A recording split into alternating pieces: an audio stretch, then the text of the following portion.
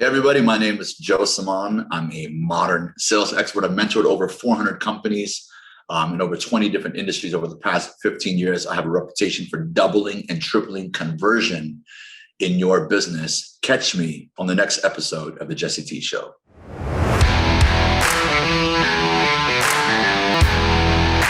Joe, welcome to the Jesse T Show, brother. How you doing, man? Good, Jess. How you been? Man, I am better than I deserve, man. And there's this other thing that I've heard, if you've heard this before, but if I was any better, I'd be twins. So a lot of good stuff going on. But listen, for some context, man, I'm an old sales guy. I came from outside sales, door-to-door commission, cold call, and I friggin' loved it. But that was a very old school way of doing sales. And you are a thought leader in this space of how to do more of the modern, the more of the the vibe of what's going on and what's important for companies, so that you can help them get to multiple X revenue on conversion. How do you do that? Who are you? Tell us your story. I like to walk in, slap people around a little bit, usually yell for a few minutes, put all their numbers up so everyone can see it. Tell them that I'm going to email their wives and their families about their lack of production, and then I leave. I don't buy it. Hey, some of that I do. I have a video online where I'm sharing on stage in LA my story. It's called the Email Your Wife Experiment. And it's where one of my very long-term clients and now friends, one of their top sales teams, called me up and said, "Hey, I don't know why, but we're in a rut right now. Can you help us?" And I'm like, "You guys, I've been training you guys for 2 or 3 years. I'm like, what do you think I'm going to magically do today?" So we're all of a sudden, I'm like, "Do you trust me?" They're like, "Yeah, we trust you." So I'm like, "All right, give me." They happen to be a team of 5 men. Although this company, we had like amazing female producers too. And I said, "Give me your wives' email addresses." And so the short version is, I would email their wives at the end of the day with what they could have made today and what they actually made today. Not me. I would have the assistant do it in my own words. And it was pretty interesting. Got their production up pretty quick. Isn't that interesting? And what's the psychology that you feel? Is it just a marriage thing? Happy wife, happy life? Like, get your shit together? Or is there a psychology? We, in sales, nearly every organization I've been to, and I've been to a lot. I've probably been to nearly 800 or 900, but I've only mentored around the 400 mark at this point only.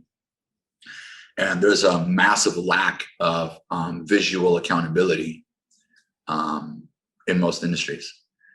We're quick to motivate people and so forth. We're quick to get marketing. We're quick to dial in our product. We're quick to get the CRMs. We're quick to, get the fancy phones and all that stuff and the cool offices in some cases. But we tend to be afraid to hold our people accountable. Yep.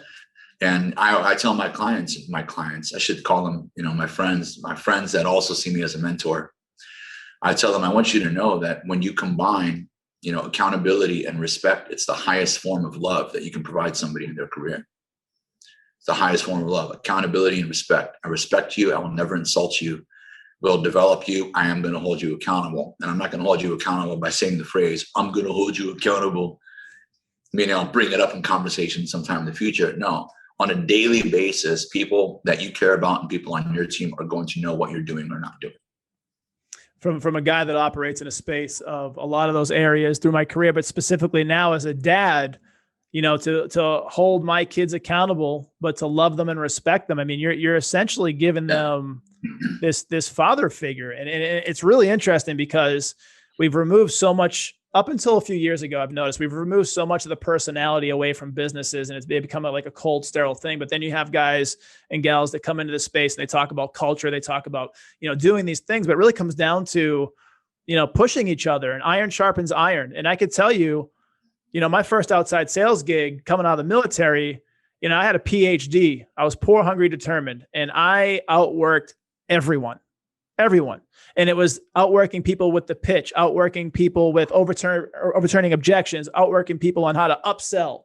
And it was the thirst for knowledge. And so kind of scale us back to, obviously you're here today in 2021, but this is the how and the what that you do. Why did you get to this point? What was it that triggered you in your career? Were you an executive, an entrepreneur? Did you say, screw it, I hate my job, I'm going to do this? Like, where did all this start? And how did you learn the skills that you have today? I was curious. throughout my sales career and as a sales leader in many positions is why the majority of our people came in so excited and ended up having average production. And with me being one of the leaders, so it's kind of like I've had these random moments of honesty. And then I saw the other part of it was I have a passion for teaching for some reason. I just love sharing things that I learned, basically, whether it's nutrition or business or, whatever. I love, knowledge, at least in things that I'm passionate about. Like I hated calculus, for example, but, and I've always wondered why there's letters in math really fucked me up. But and my GPA, forgive my friend. Right. But I was curious, man. I'm like, we hire all these people, we bring all these people, and they're so excited. And then within 120 days, if they're not producing, it's like there's this paradigm shift in their identity. And once again, their confidence is low. And once again, they're not making the money they wanted. And once again, they have to postpone the promises they made to their family. And all these things. And I'm just like, what is the deal? Like, why is it much easier for some of us and so challenging for others? And I wasn't buying the whole, you either have it or you don't. Yes, some people, for whatever reason, their upbringing, their programming, their genetics are charismatic and have, outward personalities. But there's a lot of introverts who are freaking ridiculous performers. So I was just kind of like, what is it? Like, I've read everything. Like, I've done the Tony Robbins, I've done this, I love all the stuff, but still, I can't figure out this phenomenon. Why is the majority of my sales team not performing the way that they could? And it's costly, when they don't, for both of us. And so I just decided, like it was 2006-ish. I was like, I think I kind of want to figure this out. I'm young. I'm feeling myself a little bit. I love teaching. I'm at a high point in my career after many low points, after living in the car, after going through all kinds of doubt and stuff that we get when we're trying to pursue something. And I'm like, I'm at a high point. I got some money in the bank. Let me try to figure this thing out. And then I had no idea what I was getting myself into, but I didn't realize how massive the blessings and the epiphanies and the wake-up calls would be, once I made that shift down that path, not only for myself, the ups and downs financially, but what I would be gifted to see in the matrix surrounding me that nobody was paying attention to. What were some of those key learning lessons in terms, and listen, it sounds like you had a PhD too. You were poor, hungry, determined at one point, living out of the car, whatever it takes mentality, all the sales cliches of kicking, clawing, screaming your way to success. But there's a lot of secret into that. And the secret is just the hard work. The secret's the hard work and the secret's the learning. You got to continue evolving and learning and putting yourself in the right rooms with the right people at the right times and never give up on yourself. So along those lines of that obvious work ethic and that never say die mentality, what were some of those other epiphanies that you mentioned that you learned as you're stepping into this? One, the epiphanies. Two, who were some of the people you were plugging into, like thought leaders or teachers? Let me start with the hard work thing. It's really hard to convince people to work harder. They usually have to go through something or be challenged or love somebody or, be excited, something exciting or depressing that's happening. And so what I found is like, if I can put them in an environment where I'm forcing them to improve their skill set, that through the growth of confidence, they're organically inspired to work a little bit harder. Like, I'm really good. Like, let me do this, I'm feeling, let me crush it. So I've always tried to go that route of not expecting you to work hard, not expecting, you're not me. It's super unfair for me that as I matured as a leader, realizing that I was always promoted to being a leader because of my performance and my loyalty, never because of any leadership training. Yep. And so I was a man with big heart and good intentions, but not great leadership skills. And I'm speaking on behalf of thousands of people. I'm one of them. In the companies that I've been to. Yeah. And so I decided, it's not fair to expect people to have my work ethic or to speak like me on the phones or to be flexible or to build rapport the way I do. It's kind of stupid. Like, why would I expect people to be me? It's not fair. Like, they didn't have the programming, all the things that led up to this point. They didn't have the type of family I had, maybe. They didn't have the support structure. They didn't have whatever, this beautiful head. per se. But I was like, okay, so what I'm going to get, I'm going to go out there and I'm going to try to learn and develop the modern psychology that we have access to now, the neuroscience that we have access to now. And I'm going to try to decode it and create a brand new sales curriculum that almost anybody can use. It doesn't have to be 1000% confident. It doesn't have to know how to drop one-liners, or and so forth.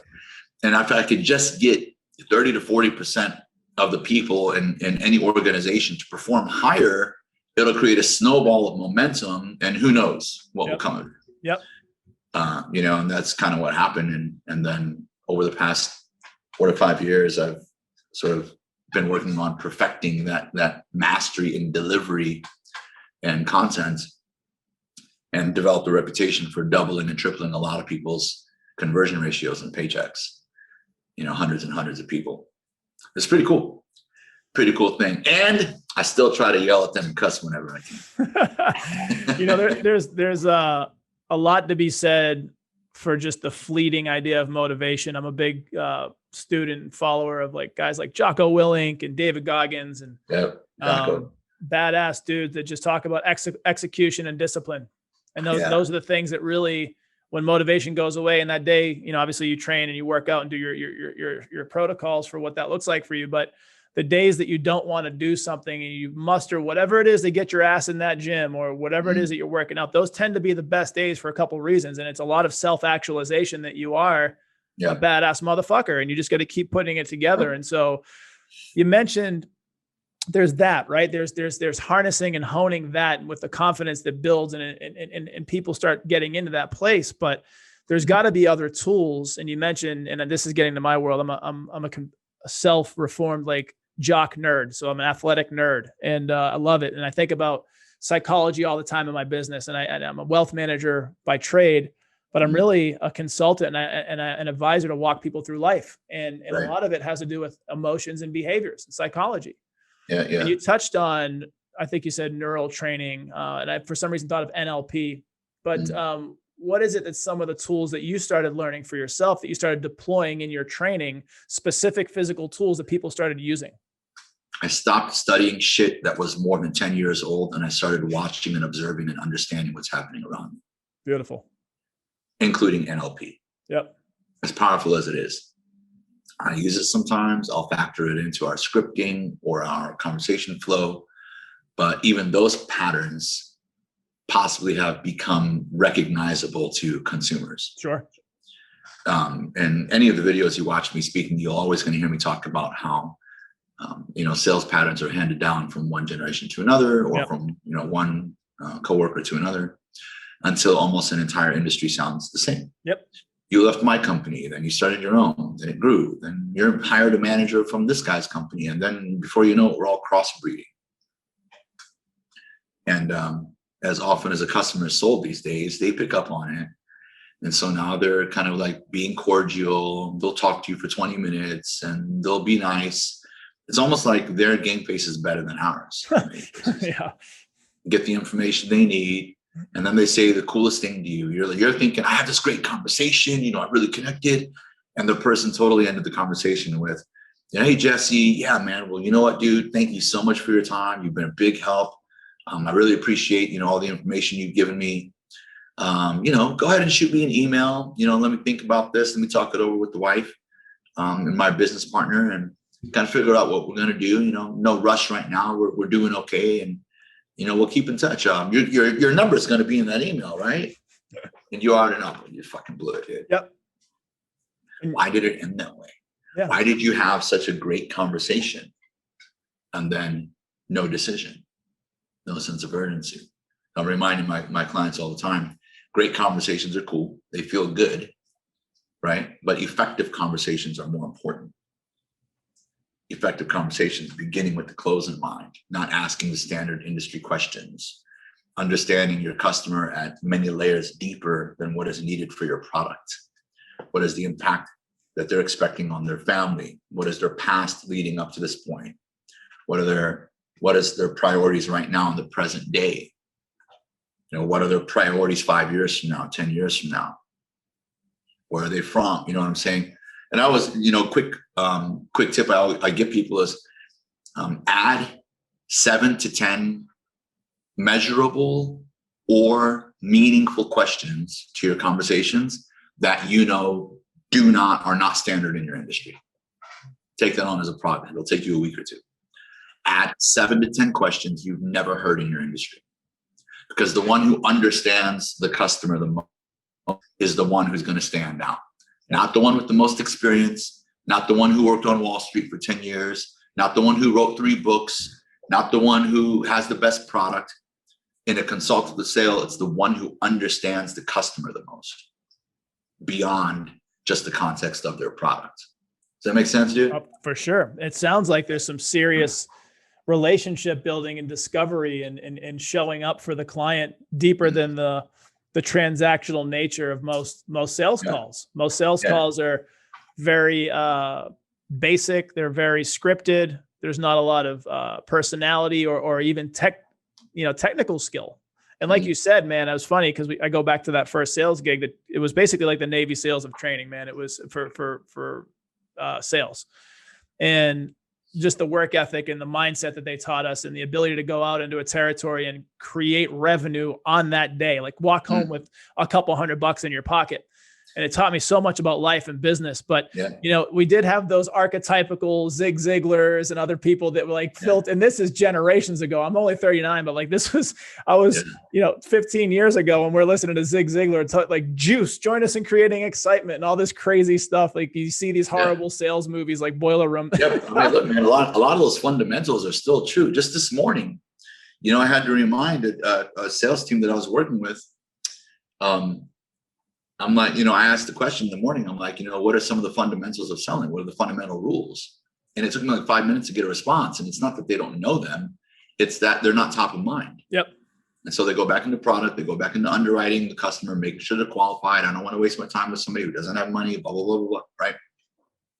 And that's fine. I know we need to do those things. We need to hit those mile markers and those trigger points.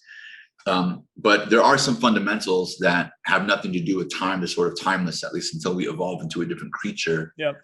Like, emotion creates emotion. People love buying things emotionally. Those are the things that are fundamentals. What I'm getting at is the tactics, like you just mentioned, the actual lines and questions that some customers really enjoy, and you're going to get their sale anyway because you have a natural connection with them. And they kind of wanted it anyway before they, you caught them at the right time or something. Gallup Foundation did a study several years ago that I looked at that really got my attention. It was one of many that I looked at when I was desperate for knowledge. And it says that when they measured thousands of people in direct selling, and I think what their definition in that particular case study was people where the majority of their income comes from commission. Yep. Was that their pipelines were filled with customers that through listening to conversations had very similar personality types. They were compatible personality-wise. Well, that raises a question, doesn't it? What's happening with the other customers? Yeah. That you're not a natural personality fit for. So are you really closing people, or are you, sort of like accidentally coming across people through your work ethic and so forth? It's when I have little mini arguments with some of the greats in the industry, like Bradley and the others, like sales is a numbers game. I'm like, be careful what you say, because now you're going to tell everybody to burn through your leads. Yep. Like sales is a game of skill. It is. And nobody walks up to an athlete and says, just shoot the ball, just shoot the ball, just shoot the ball as many times as you can. Yep. It's the form, it's the mechanics, it's the learning, it's the teaching, it's the science. It's, you talk about someone who can sell to their personality type. You're not being uncomfortable. You're not stepping outside of your comfort zone. It's very comfortable if we both love Joe Rogan, we love to work out, and we like, motorcycles, right? And it's easy to have those conversations because you're amongst your tribe. Sure. And a lot of times people do sell on personality and they sell on commonality, and maybe just the time was right.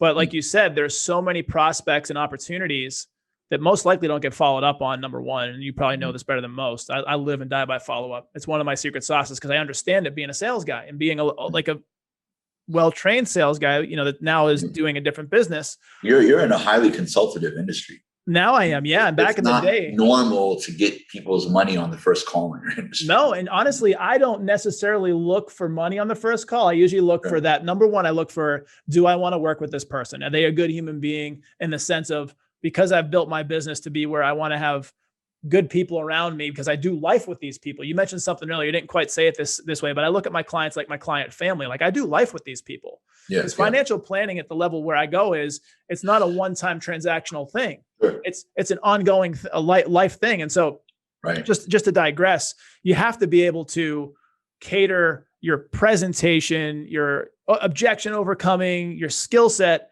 to more than just the people that are just the same echo chamber, if that makes sense.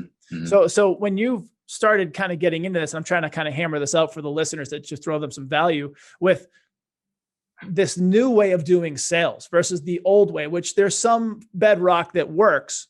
Mm-hmm. What were some of the teachings and learnings that you were finding in terms of thought leaders, books, courses, or because you're a sharp guy, was it mostly just your own intuition and creation? Like what were some of these learnings that you got and like what were you creating from those teachings?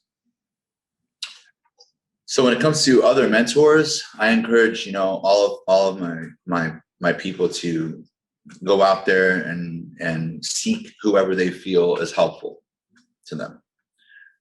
Whether it's more of a hardcore sales approach like a Cardone style, whether it's more of a rapport style, trust building, Tony Robbins style, NLP style, whether it's video, whatever it is, right? But I one of the reasons I'm on your show is because I totally procrastinated on getting my brand out there to the rest of the country or world because business was so good here. Yeah. And I have not asked for a client or solicited business in 8 years. It's a beautiful place to be. It shows that people know, they feel that you're a good person and that you're doing a good job. And results. Yeah. When you have results and respect, it's amazing. It's also getting trapped in my own matrix. Yep. Getting trapped in my own comfort zone, making great money, having endless relationships here in Southern California and a few throughout the country as well, and so forth. So when I'm talking about, breaking the patterns of sales and really stepping up, it's a combination of two things. It's for a combination of first being honest enough in your organization to take a look at your numbers properly and not compare yourself to industry standards, but to raise your standards and create your own standards. For example, the average conversion ratio in most industries on qualified leads is somewhere between 12 to 18%. Gallup Foundation did a study that said 10% of your most qualified customers already knew that they wanted your product before they called. And so that means how much of that are you really responsible for, or did you just answer the phone at the right time? Yep. Or make the phone call at the right time? Yeah. Were you the first at the table per se? And they get along with you and they're like, all right, cool, I'll get it from you. You ever walk into a store, you know what you want? Retail, generic example, customer walks up, can I help you with anything? And you're like, yeah, do you know where these jeans are? Yeah. Yeah, they're over here. Well, did they really close that sale? Order takers. Or did they just carry it and go, would you like me to set this on the counter for you? Yeah, like, lady, I know I could have set it on the damn counter myself. It's like they're trying to provide value by doing things that are not valuable. And so if you put that in the context of consultative selling, customers, and you're raising the standards of your company, you have to make sure that your scripting or your sales flow or your training is not treating the customer like a transaction. Right. What's a hot industry right now where rates are just stupid? Mm-hmm. Like mortgage. Yeah. Right. So I'm involved in many mortgage companies. It's one of my primary industries because they spend so much money on marketing. Training is crucial, right? Yep. And so I'm listening to these phone calls and literally they're taking phone calls, building a little bit of rapport and just filling out the blanks on an application. Yep. Okay. That application, that technology was not designed with the human experience in mind.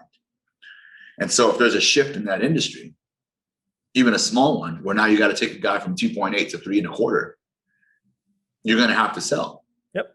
You're going to have to, what I should say is you're going to have to close more efficiently.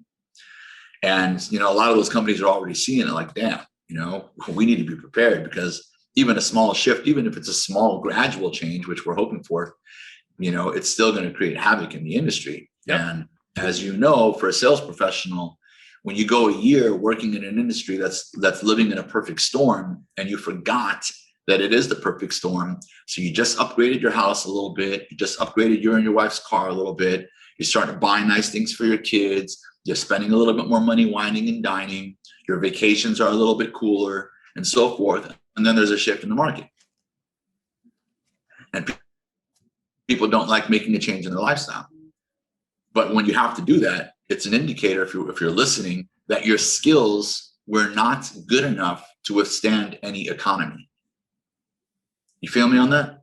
100%. You know the name Gary Vaynerchuk? Yeah. Of course. He's, I used to follow his content, but he preaches, once you hear enough of my content, you'll never need to hear it again. And one day I heard that and I was like, you know what, Gary, I've heard everything. I've taken everything. You're a wonderful person and I'm good to go. He talks about entrepreneurs in this day and age are soft, and we're going to find out because they've had it easy. They hadn't had to go through a recession, a downturn. And it's been a great bubble in my world in the stock market for over 10 years up until the pandemic. We saw no signs of it slowing down. It took a pandemic to slow us down. Now we're going to start to see who the real entrepreneurs are. We're going to start to see who the real salespeople are. We're going to see what you have for grit, what you have for skill, what you have for ability. So I absolutely agree with what you're saying. And even more so, I think it's one of our responsibilities to tell people, hey, we might be talking about you. So why don't you just get a little bit curious right now and start raising your guy? Your paycheck's good, knock on wood, thank God. Why don't you start leveling up your skills anyway? Yep. And just stay like that, stay like a high performance athlete. We saw Tiger do that. We saw Kobe do that. We saw MJ do that. After their championships, they would get paranoid and they would work even harder because they know what's coming. But in a nutshell, the other thing that I would say is there's a lot of rules that have shifted, traditional rules of selling that I've sort of injected into the marketplace and seen like a shocker or a surprise, but then when you look at them, they really make sense. For example, can you elaborate?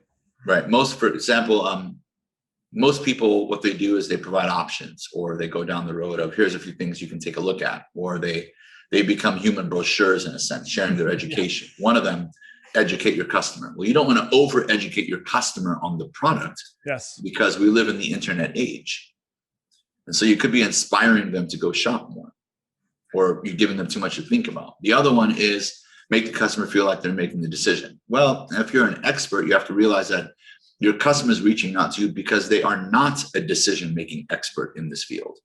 They may have a little experience or have done some reading, but they are not. So you want to be able to finish your conversations with, I know exactly where you're going. I feel that I know exactly what's important to you. Here's the direction that I recommend that you need to go. And here is why. Let me explain it so that you know what we're going to do.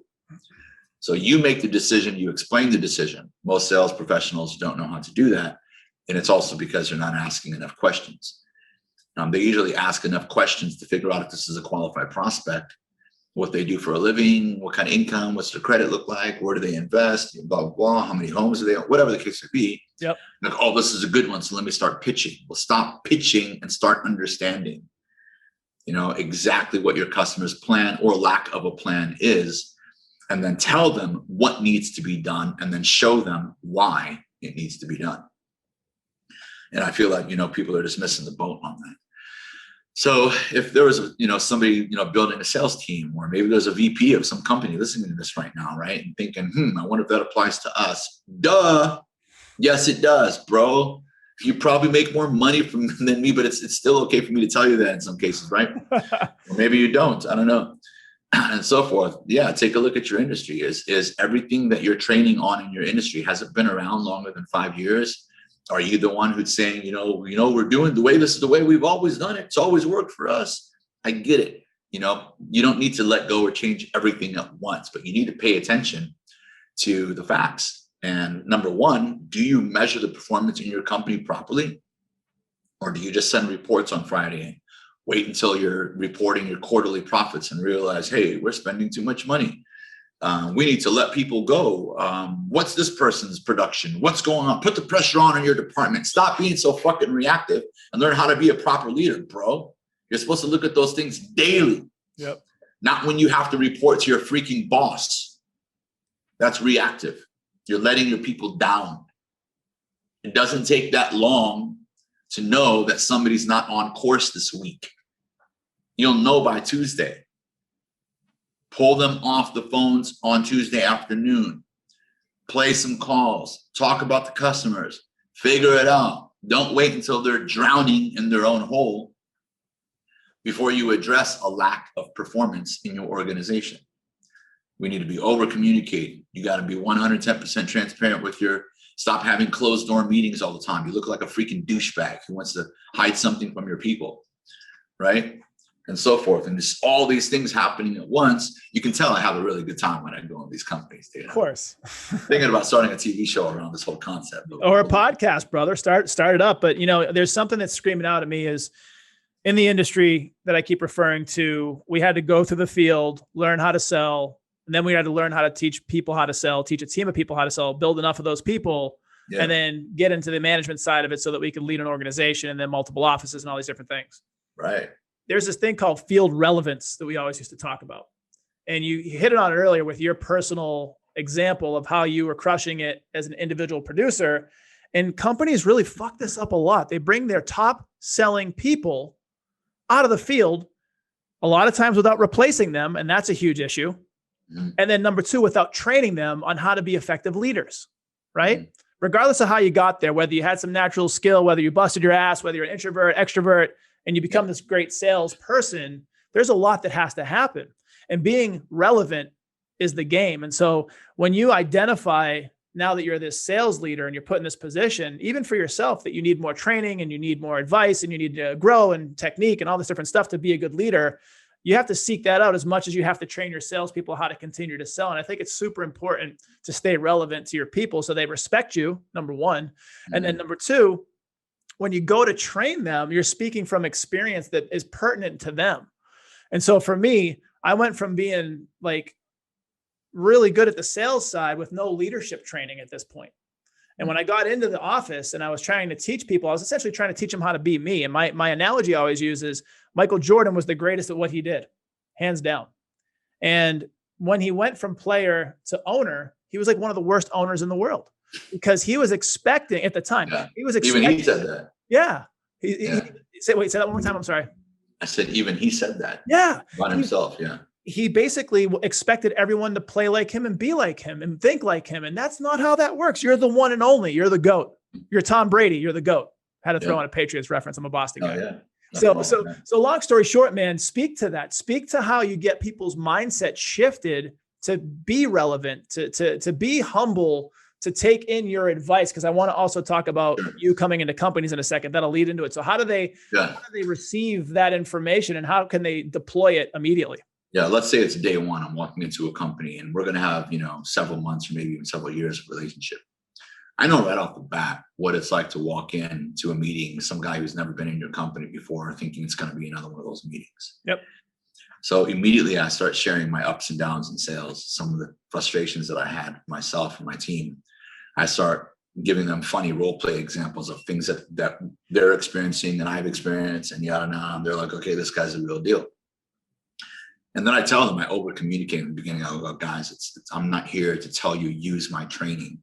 It's my responsibility to earn your respect and to show you all the research I've done and some of the things that I've experimented with hundreds and hundreds of companies. I mean, most of you may work for a dozen companies your entire life, but I've had the privilege of walking into hundreds within a few years. It's called exponential learning, and so forth. And so, I'm going to explain to you the research, the psychology, give you examples. I'm going to give you word tracks. I'm going to give you ideas, things that you can leave with today. And over time, I'm going to earn your respect. And then I'll say, now with every team, there's 20 people in the room here. There's always 2 or 3 people in the room that are like, maybe this is my chance. Maybe this is the time.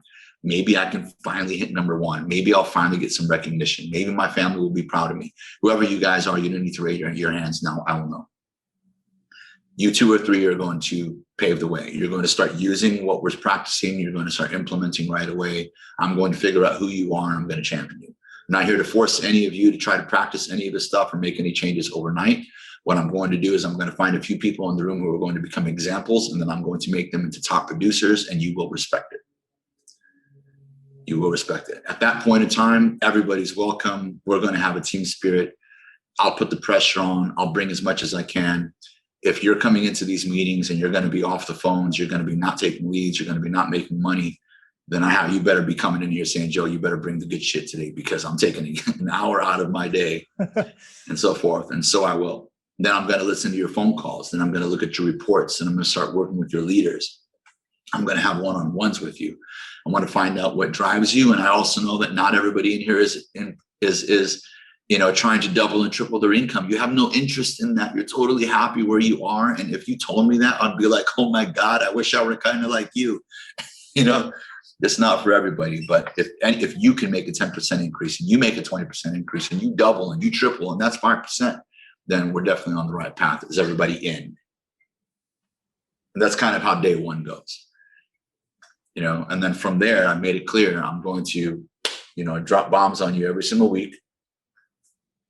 I'm going to ask for your feedback. I'm going to listen to you. I'm going to pay attention to your personal standards. And when it's appropriate, I'm going to start looking at your conversion figures on a weekly basis. I'm going to discuss those things with you, with everybody else. And we're going to apply pressure, training, and respect.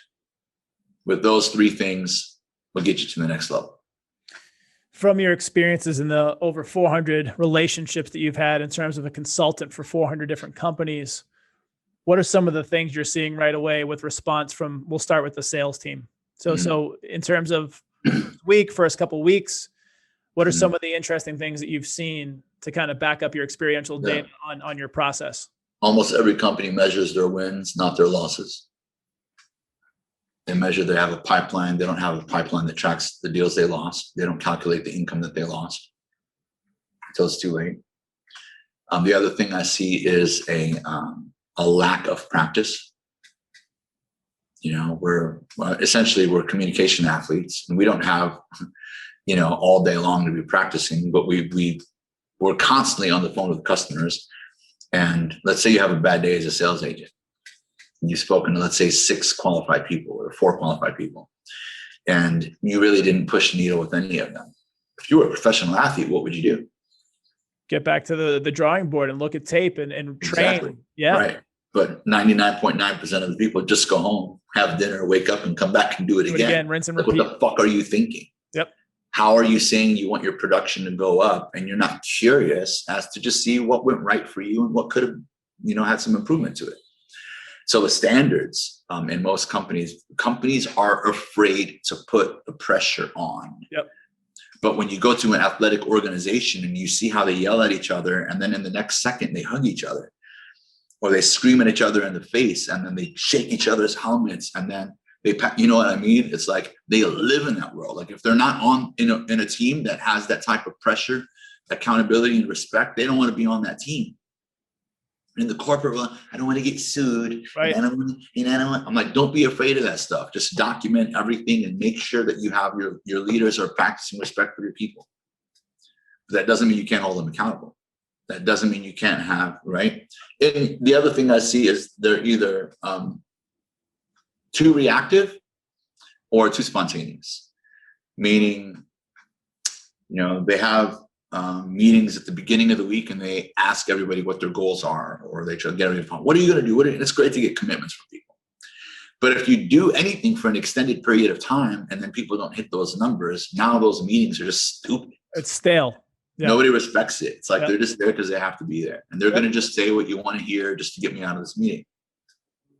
I prefer, depending on the sales cycle in your industry, like for, an industry like yours, I would probably, have a functional performance meetings once a week. If it's an industry that's, possibly 1 call close or 2 call close, like a mortgage or, credit or insurance or whatever the case may be, then I would be looking at those numbers daily to make sure I'm not catching somebody on the court who's just shooting one brick after another. Yep. Do I need to have a 15-minute intervention? And some of the organizations that have worked with me for years now do a great job at that. They're very, very engaged. Their team leads really are leaders. They're reasonable closers or consistent closers, but more so, they're watching the dashboard all day long. They're walking around, making sure the team is up and up.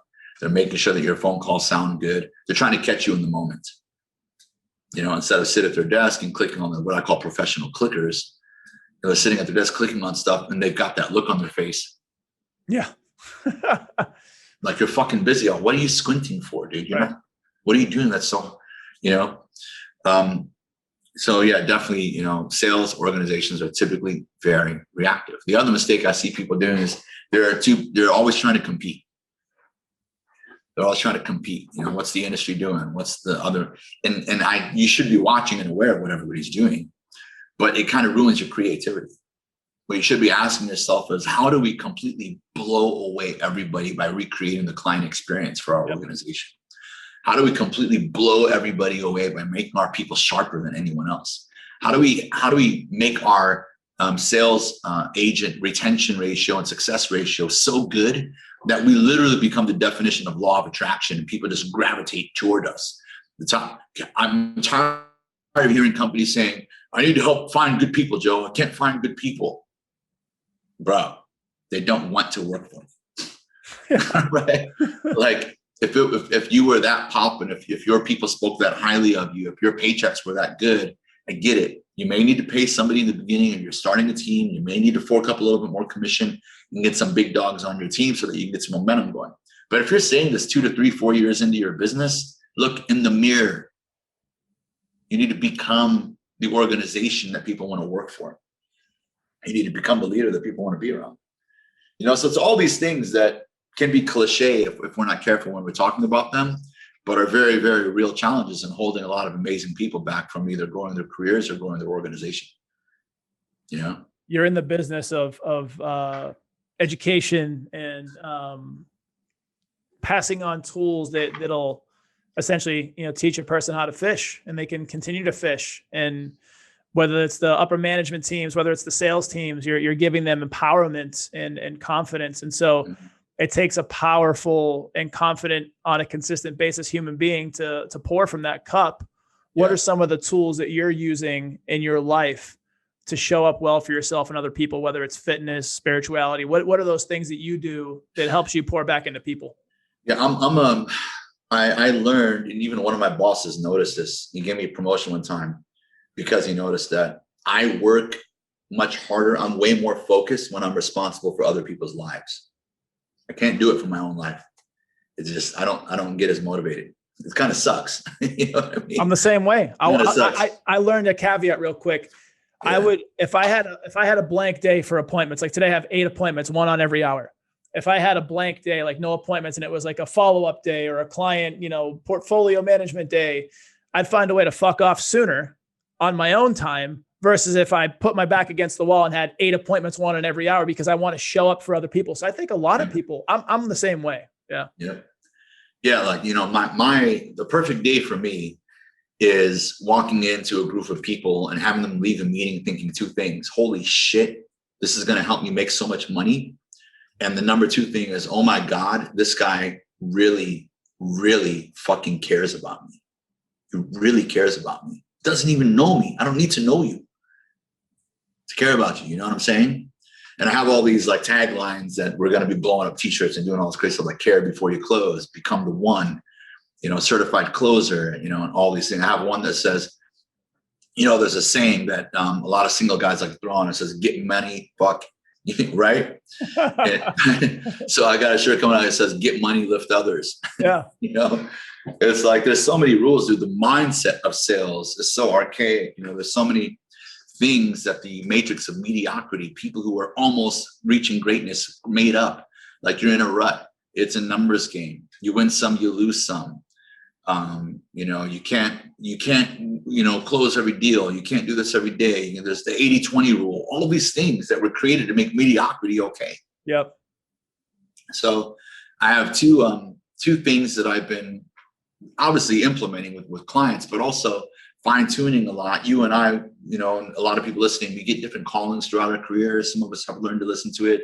Sometimes I'm passive, or I try to ignore it because it's scary or it requires work, but it keeps screaming at me. And it's like, you know, I want to attack 2 things right now. I want to do whatever I can with my community, with people, like-minded people, to improve the skill set, especially communication skills in our country and beyond, as quickly as possible. And I want people to start thinking for themselves again. I want people to start being curious again. I want to raise their level of self-awareness. I want to raise their standards. And I get it. There's other people that have been doing this for years. I mean, look at some of the superheroes like Tony Robbins and all the others, right? And they have touched millions of people's lives, millions and millions of people's lives. But like I tell many of the greats, I've had conversations with some amazing people. And, you know, it's some people in the industry are like, oh, you know, it's proprietary information. I'm like, guys, there's not enough of us. Stop worrying so much about everybody copying your training, and realize that if we all spent every dollar we have on marketing, we still wouldn't even tap 10% of the ignorance in our country right now. Right.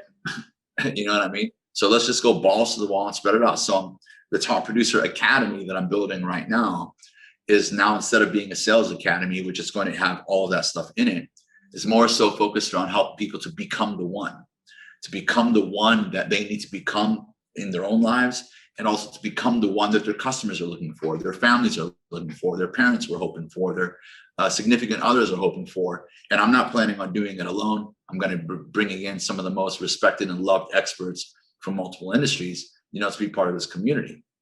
And then I have something called the domination mindset, which is, all the new rules of mindset that I'm creating that demonstrate to people how quickly it is, how easy it is to slip into these categories. I'll give you one. There's an experiment that I did myself where we gave people 20 leads a day or gave people 5 leads a day. And what ended up happening is the people who, what they ended up doing is they ended up producing about the same number of units that they've always produced, regardless of how many leads we gave them.